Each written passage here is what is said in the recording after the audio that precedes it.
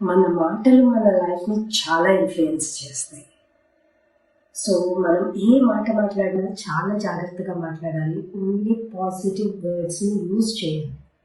ఎందుకంటే మన subconscious mind మనం మాట్లాడే ప్రతి మాటను వింటూ ఉంటుంది అండ్ అదే నిజమని నమ్ముతుంది అండ్ దాన్నే రియాలిటీలోకి తీసుకురావడానికి ట్రై చేస్తుంది. సో మీరు నెగిటివ్ వర్డ్స్ వాడుతున్నారు అనుకోండి, లైక్ నేను ఇది చెయ్యలేను, నా వల్ల కాదు అనుకుంటే అదే నిజమని నమ్ముతుంది అండ్ దాన్నే రియాలిటీలోకి తీసుకొస్తుంది.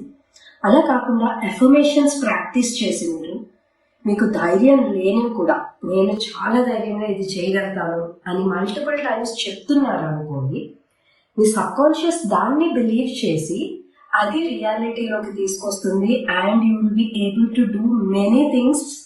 మీరు నేను చెయ్యలేను అనుకున్నవన్నీ చేయగలుగుతారు.